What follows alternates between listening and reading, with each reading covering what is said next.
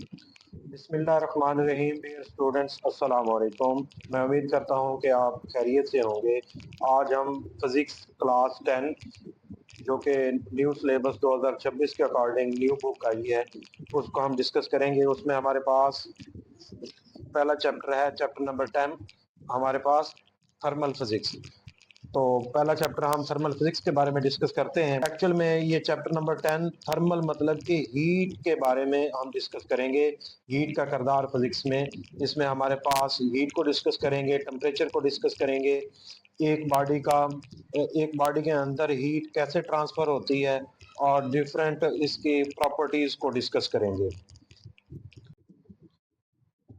तो इसके first paragraph में जस्ट ये बताया गया है कि इस चैप्टर में हमने पढ़ना क्या है। सबसे पहले हीट और टेम्परेचर के बारे में बताया गया है कि हीट क्या चीज़ होती है। हीट एक एनर्जी है जो कि हाई टेम्परेचर बॉडी से कोल्ड बॉडी की तरफ या लो टेम्परेचर बॉडी की तरफ ट्रैवल करती है। और टेम्परेचर क्या है? टेम्परेचर ये है डिग्री ऑफ हॉटनेस और कोल्डनेस ऑफ द बॉडी। और इसमें जो मेन हमने चीज़ें डिस्कस करनी है वो हमारे पास है concept of temperature, heat transfer, specific heat capacity, phase change, latent heat of fusion and vaporization। और इससे जो रेलेवेंट चीजें हैं वो हमने डिस्कस करनी है। तो फर्स्ट हमारे पास टॉपिक है 10.1 thermal expansion. Thermal means heat, expansion expand होना, फैलना। ठीक है, तो इस टॉपिक में जो कि एक इम्पॉर्टेंट लॉन्ग क्वेश्चन है, ठीक है, थर्मल एक्सपेंशन। इसमें लीनियर थर्मल एक्सपेंशन या वॉल्यूमेट्रिक थर्मल एक्सपेंशन, ये दो टॉपिक हैं, इसको हम मजीद देखते हैं। थर्मल एक्सपेंशन क्या है? सबसे पहले थर्मल एक्सपेंशन की डेफिनेशन है। Thermal expansion is a change in length, area or volume of substance when it is heated। जब किसी भी ऑब्जेक्ट को हम हीट करते हैं तो उसकी लेंथ में चेंज है, एरिया या वॉल्यूम में चेंज है, तो इस प्रोसेस को हम क्या कहते हैं? Thermal expansion. ठीक है, तो ये डेफिनेशन हो गई। अगर थर्मल एक्सपेंशन की डेफिनेशन पूछी जाए तो आपने ये डेफिनेशन इतनी लिख देनी है। एक्सपेंशन की हमारे पास ये एग्जांपल है कि जब हम किसी सब्सटेंस के टेम्परेचर को इंक्रीज करते हैं या राइज करते हैं तो उनकी काइनेटिक एनर्जी बढ़ जाती है और उसकी वजह से उसमें एक्सपेंशन आ जाती है मटेरियल में। तो for example as the temperature rise, temperature बढ़ाते हैं, the particle within a substance gain more kinetic energy, उनकी काइनेटिक एनर्जी बढ़ जाती है। This cause them to move faster and spread out. सी है, यहाँ पे ये जो पार्टिकल हैं ये फास्टली मूव कर रहे हैं और इनके दरमियान स्पेस भी ज्यादा है। तो ये क्या है? उस वक्त होगा जब उनका टेम्परेचर ज्यादा होगा किसी भी सब्सटेंस का, leading to expansion of the material. तो ये क्या करेगा? मटेरियल की एक्सपेंशन होगी। उसके बाद इसका दूसरा पार्ट है कि अगर किसी भी मटेरियल को हम लो टेम्परेचर पे रखते हैं तो फिर क्या होगा? उसके लिए when a substance is cold, जब उसको ठंडा किया जाता है, its particle lose energy and move closer together. तो वो इकट्ठे हो जाते हैं, causing the material to contract. तो वो क्या हो जाते हैं? उस मटेरियल के जो पार्टिकल्स हैं वो सुकड़ जाते हैं और उसकी वजह से इस प्रोसेस को हम इस फिनोमेना को थर्मल कंट्रैक्शन कहते हैं। तो ये भी अलहदा से शॉर्ट क्वेश्चन में पूछा जा सकता है कि व्हाट इज थर्मल कंट्रैक्शन। तो इसकी डेफिनेशन क्या है?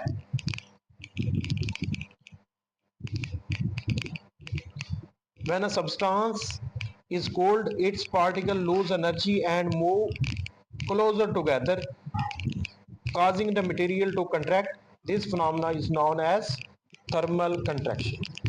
तो ये दूसरी डेफिनेशन हो गई। उसके बाद हमारे पास है थर्मल एक्सपेंशन इन सॉलिड। के सॉलिड के अंदर थर्मल एक्सपेंशन किस तरह से होती है? व्हेन सॉलिड आर हीटेड, जब expand and this expansion remains almost consistent over a board temperature range. तो जैसे जैसे हम टेम्परेचर बढ़ाते हैं उसके अंदर जो चेंज आता है, एक्सपेंशन आती है, वो कंसिस्टेंट होती है। मींस के जितना हम टेम्परेचर बढ़ाएंगे उसके अंदर जो एक्सपेंशन भी उसी लिहाज से होगी, मींस के टेम्परेचर चेंज और एक्सपेंशन एक दूसरे के डायरेक्टली प्रोपोर्शनल है। जितना ज्यादा टेम्परेचर चेंज करेंगे उतनी ज्यादा एक्सपेंशन होगी। चेंज इन टेम्परेचर में काज respective change in length or volume of the solid.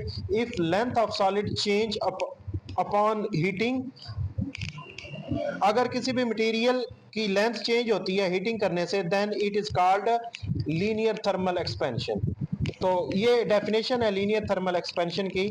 If the length of solid changes upon heating, जब हम किसी भी सॉलिड को हीट करते हैं तो उसकी लेंथ में सिर्फ चेंज है, तो इसको हम क्या कहेंगे, लीनियर थर्मल एक्सपेंशन। तो ये लीनियर थर्मल एक्सपेंशन की डेफिनेशन है कि जब किसी भी सॉलिड को हीट करते हैं और उसकी लेंथ में चेंज है तो ये क्या होगा, linear thermal expansion. For example consider a metal rod. ये जब पेपर में लिखते हैं तो इस तरह की चीजें नहीं मेंशन करते हैं। With initial velocity L not, उसकी इनिशियल वेलोसिटी एल नॉट है at the temperature T not.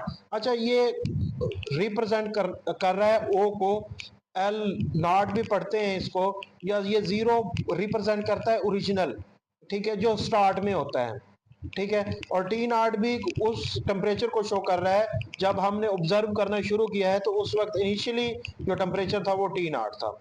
When heated to a temperature T, its new length become L, this increase in length of the rod is. तो let's suppose कि पहले length कुछ specific थी, उसके बाद जब उसको हीट किया तो उसकी लेंथ में कुछ इजाफा हो जाए, तो हमारे पास जो बाद वाली लेंथ है जो हीट करने के बाद होती है वो ज्यादा होगी और पहले वाली कम। तो जब हम चेंज लेते हैं तो बड़ी वैल्यू में से छोटी वैल्यू को सब्ट्रैक्ट करते हैं, तो डेल्टा एल हमारे पास होगा L minus L naught and rise in temperature is equal to delta T. तो बाद वाला टेम्परेचर हमने इंक्रीज किया है, तो बाद वाला टेम्परेचर जो टी है वो ज्यादा होगा, पहले वाला कम होगा। तो टी में से टी नॉट को सब्ट्रैक्ट करेंगे तो वो किसके इक्वल आएगा, डेल्टा टी के equal. It has been observed that change in length delta L of the solid is directly proportional to the original length L, means इसका मतलब है कि जितनी ओरिजिनल लेंथ ज्यादा होगी उसके लिहाज से ही उसकी लेंथ में चेंज आएगा। And temperature change delta L और डेल्टा टी, और मींस के डेल्टा एल दो चीजों पर डिपेंड कर रहा है। एक, उसकी ओरिजिनल लेंथ ज्यादा होगी तब भी डेल्टा एल की वैल्यू ज्यादा होगी, या फिर अगर change in temperature delta T की वैल्यू ज्यादा होगी तब भी हमारे पास डेल्टा एल की वैल्यू ज्यादा होगी। इन दोनों फैक्टर्स को हम डायरेक्ट रिलेशन में लिख सकते हैं, delta L depends upon original length and change in temperature. और यहाँ पे प्रोपोर्शनैलिटी का साइन है, खत्म करेंगे तो इक्वल का साइन आएगा, और साथ में हम एक कांस्टेंट इंट्रोड्यूस करवाते हैं जिसको coefficient of linear thermal expansion कहते हैं। इसको क्या कहते हैं, coefficient of linear thermal expansion. और इसकी वैल्यू अल्फा की निकाल सकते हैं, एल नॉट डेल्टा टी यहाँ पे मल्टीप्लाई हो रहे हैं, दूसरी तरफ लेके जाएंगे तो वो डेल्टा एल के ऊपर डिवाइड हो जाएंगे, तो alpha is equal to L over L naught delta T. तो ये अल्फा का फार्मूला है। तो ये न्यूमेरिकल में अक्सर पूछा जाता है कि अल्फा की वैल्यू कैलकुलेट करें, तो हम इस फार्मूले से कैलकुलेट कर सकते हैं। अगर इस इक्वेशन को देखें तो हमारे पास क्या है, delta L is equal to alpha L naught delta T. Delta L की वैल्यू हमने क्या पढ़ी है, एल माइनस एल नॉट, वो पुट कर दें और ये क्या आ जाएगी, L minus L naught is equal to alpha L naught delta T. इसमें एक स्टेप मिसिंग है, यहाँ पे एल को इसी साइड पे रहने दें, एल नॉट यहाँ पे माइनस हो रहा है, दूसरी तरफ जाएगा तो प्लस हो जाएगा, plus alpha L naught delta T. इन दोनों वैल्यूज में एल नॉट कॉमन आ रहा है, इन दोनों में से एल नॉट कॉमन लेंगे तो यहाँ पे वैल्यू 1 आ जाएगी प्लस अल्फा डेल्टा टी। तो ये हमारे पास इक्वेशन है लीनियर थर्मल एक्सपेंशन की। इन दोनों की मदद से अकॉर्डिंग टू रिक्वायरमेंट के कौन कौन सी हमारे पास चीजें गिवन है उसके अकॉर्डिंग हम इन फार्मूलाज को इस्तेमाल करेंगे। अल्फा को एक्सप्लेन किया गया है, alpha is the coefficient of linear thermal expansion, और इनकी वैल्यू जो है ये टेबल में गिवन है। एल्युमिनियम की वैल्यू, ब्रास, कॉपर, स्टील, ये एमसीक्यूज के लिए इंपॉर्टेंट है। उसके बाद अगर वॉल्यूमेट्रिक थर्मल एक्सपेंशन या वॉल्यूम थर्मल एक्सपेंशन का लॉन्ग क्वेश्चन है तो फिर यहां से शुरू करना है। Volume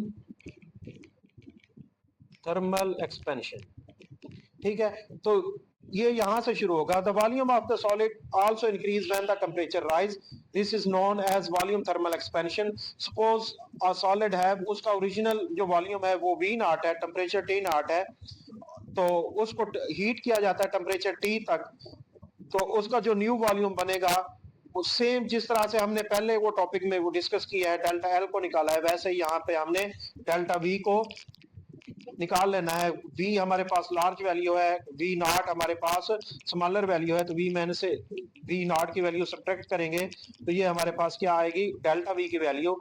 and rise in temperature जो है वो भी हम डेल्टा टी को भी टी माइनस टी नॉट से कैलकुलेट कर सकते हैं। ये मैंने अभी बताया है कि टी में से टी नॉट को इसलिए सब्ट्रैक्ट करते हैं, टी की वैल्यू ज्यादा है, टी नॉट की कम है, तो हमेशा चेंज लेने के लिए हम हायर वैल्यू में से लोअर वैल्यू को सब्ट्रैक्ट करते हैं।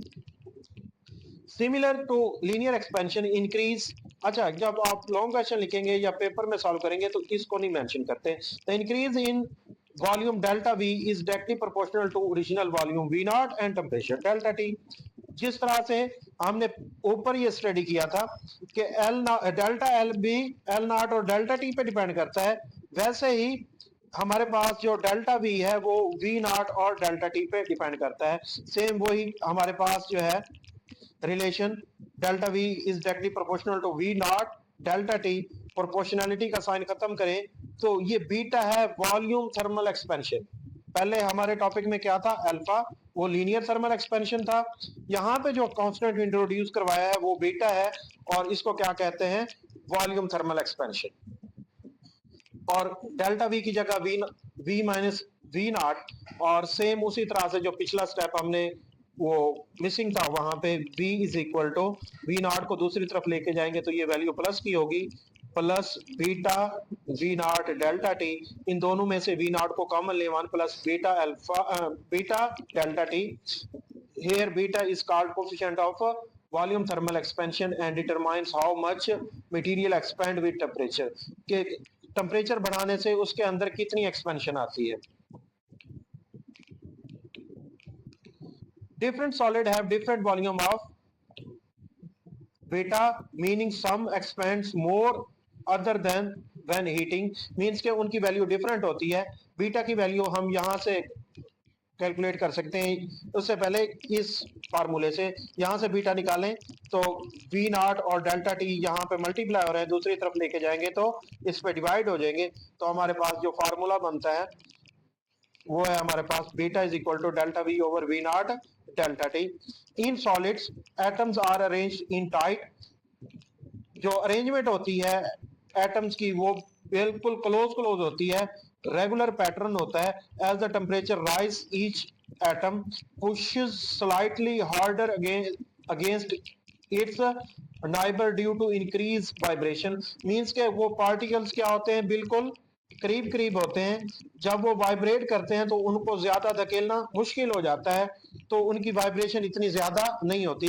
Since there is no room to move inward, तो उनके पास इतनी स्पेस ही नहीं होती, रूम कहते हैं स्पेस को, कि वो इनवर्ड मूव करें। The structure expends outward instead, तो इस वजह से वो क्या है, उसका जो स्ट्रक्चर है वो आउटवर्ड एक्सपेंड करता है किसी भी सॉलिड का, इनसाइड क्यों नहीं करता, उनके दरमियान इतनी स्पेस ही नहीं होती, वो इतने क्लोजली पैक होते हैं कि वो अंदर की तरफ एक्सपेंड ही नहीं हो सकते, वो हमेशा बाहर की तरफ एक्सपेंड होते हैं, तो इस वजह से उसकी लेंथ या वॉल्यूम में इजाफा हो जाता है। नेक्स्ट है हमारे पास थर्मल एक्सपेंशन इन लिक्विड, कि लिक्विड के अंदर उनकी एक्सपेंशन किस तरह से होती है जब हम उसका टेम्परेचर इंक्रीज करते हैं या उसको हीट अप करते हैं।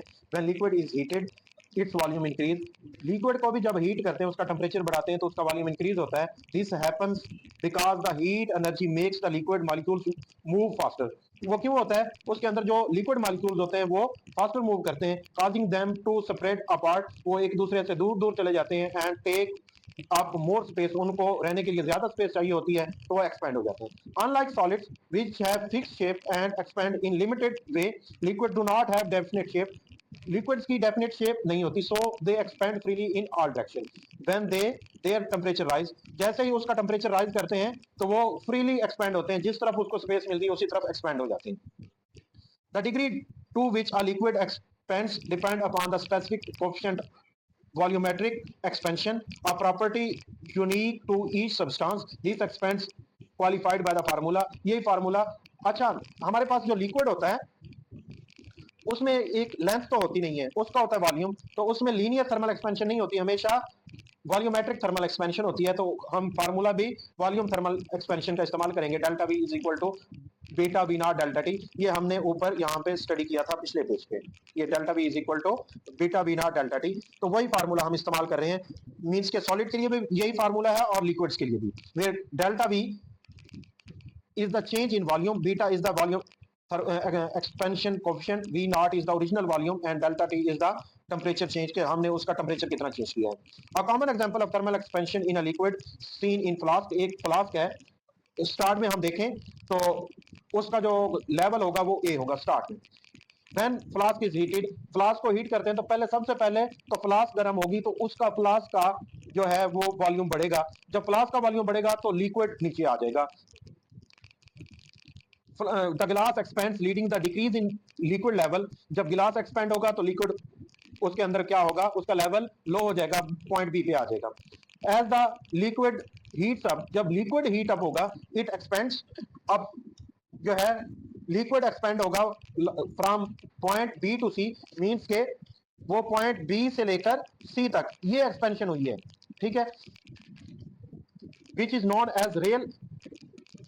which is known as real expansion BC, where AC is apparent expansion. apparent जो है वो हमें ज़ाहिरी तौर पे नजर आती है, लेकिन जो एक्चुअल होती है वो BC है।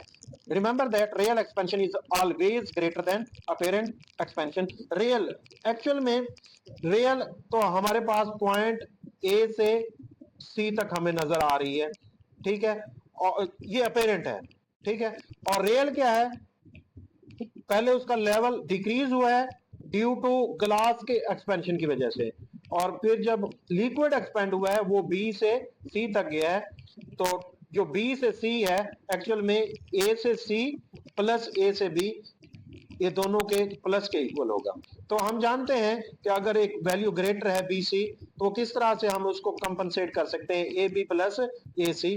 तो ए सी हमारे पास क्या है, ए सी हमारे पास अपेरेंट है जो हमारे पास जाहिरी है, और जो हमारे पास बी सी है ये हमारे पास रियल एक्सपेंशन। उसके बाद है थर्मल एक्सपेंशन इन गैसेस, जिस तरह सॉलिड में एक्सपेंशन होती है सेम वे में लिक्विड में होती है और सेम वे में गैसेस में होती है। सॉलिड का स्ट्रक्चर जो है वो उसका पैटर्न क्लोजली पैक्ड होता है, उसमें ज्यादा एक्सपेंशन नहीं होती, लिक्विड में उससे ज्यादा होती है। और अगर गैस की बात करें तो गैसेस को जब हीट अप करते हैं तो इसके अंदर एक्सपेंशन बहुत ज्यादा होती है as compare to liquid and solid. When temperature of gas increase its volume increase as long as the pressure remains same. ये तब तक उसका वॉल्यूम इंक्रीज होगा जब प्रेशर को हम कांस्टेंट रखें। This is called thermal expansion of gases. तो ये थर्मल एक्सपेंशन ऑफ गैसेस की ये डेफिनेशन है। As the temperature of the gas increase, जब टेम्परेचर गैस का इंक्रीज करते हैं, the kinetic energy of the particle also increase, उनकी काइनेटिक एनर्जी बढ़ जाती है। This causes the molecules to move faster, उसके जो पार्टिकल्स हैं गैस के वो फास्टर मूव करते हैं, and collide more frequently and forcefully with the walls of the container. This collision exert pressure on the container wall, जो है वो कुलैयन जो क्या करेगी, कंटेनर की वॉल्स पे प्रेशर एक्सर्ट करेगी। नेक्स्ट पैराग्राफ में ये बताया गया है कि अगर हमारे पास कंटेनर फ्लेक्सिबल ना हो तो जैसे जैसे कुलैयन बढ़ती है उसके अंदर प्रेशर बढ़ जाता है। जिस तरह गैस का सिलेंडर होता है उसको अगर गर्म करते हैं वो फ्लेक्सिबल नहीं होता तो कुलैयन की वजह से उसके अंदर प्रेशर जो है वो बढ़ जाता है।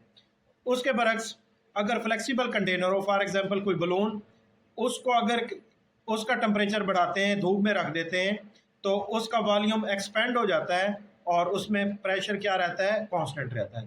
This behaviour aligns with the Charles law ये बिहेवियर किससे अलाइन करता है? जिसको ओबे करता है चार्ल्स लॉ को। नेक्स्ट उसने चार्ल्स लॉ की डेफिनेशन बता दी है।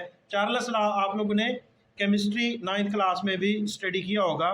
This law states that the volume of the gas is directly proportional to the temperature at constant pressure. अगर प्रेशर कांस्टेंट हो तो volume of gas directly proportional होता है टेम्परेचर के।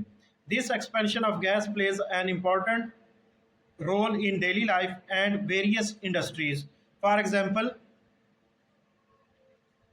a hot air balloon, the air inside is heated. उस air balloon के अंदर air को जब हीट करते हैं, causing to expand and become lighter than the colder air outside. जो बाहर की हवा होती है वो ठंडी होती है, जब अंदर गर्म हवा होती है तो वो एक्सपेंड हो जाती है, ये बलून एक्सपेंड हो जाएगा। This makes the balloon to rise. Similarly, in car engine, fuel burns and produces hot gases that expand quickly. तो उसमें जो hot gases होती हैं वो quickly expand होती हैं और सिलेंसर से वो जो है बाहर निकल जाती हैं। Pushes the piston and makes the vehicle move. This weather pattern, in weather pattern, warm air expand and rises. जो हमारा इन्वायरमेंट है इसमें जो गर्म हवा होती है वो एक्सपैंड करती है और ऊपर की तरफ चली जाती है, इफेक्टिंग एयर प्रेशर, जिससे एयर प्रेशर जो है वो लो हो जाता है, causing the winds and weather changes. उसकी वजह से जो है प्रेशर, विंड्स, हवाएं चलती हैं और हमारा जो इन्वायरमेंट वो चेंज होता है। However the uncontrolled expansion of gases can be dangerous. अगर एक अनकंट्रोल्ड एक्सपेंशन हो गैसेस के अंदर तो वो क्या है, बहुत ज़्यादा खतरनाक भी हो सकती है। फॉर एग्जांपल एरोसोल कैंस और या गैस सिलेंडर्स को आप किसी गर्म जगह पे हाई टेम्परेचर पे रखते हैं तो क्या होता है, उसके अंदर गैसेस जो हैं वो एक्सपेंड हो जाती हैं और एक लिमिट से भी ज़्यादा एक्सपेंड होंगी, जिसकी वजह से वो कंटेनर की कैपेसिटी ख़त्म हो जाती है, उसकी एक लिमिट से भी ज़्यादा एक्सपेंड होता है, जिसकी वजह से वो एक्सपोज हो जाती हैं वो गैसेस, वो सिलेंडर फट जाता है। ठीक है, अगर किसी भी गैस वाली शॉप पे आग लग जाए तो सारे सिलेंडर लीक हो जाते हैं। रीज़न क्या होती है कि वहाँ पे टेम्परेचर बहुत ज़्यादा बढ़ जाता है, जिसकी वजह से वो सारे सिलेंडर के अंदर एक्सपेंशन बढ़ जाती है उसके अंदर मौजूद गैसेस की, और वो सारे एक्सपोज हो जाते हैं। तो ये हमारे पास क्या था, एक्सपेंशन इन गैसेस। तो इंशाल्लाह नेक्स्ट लेक्चर में हम thermal expansion in real life, जो एप्लीकेशंस ऑफ थर्मल एक्सपेंशन हैं उसको स्टडी करेंगे। तब तक के लिए अल्लाह हाफ़िज़।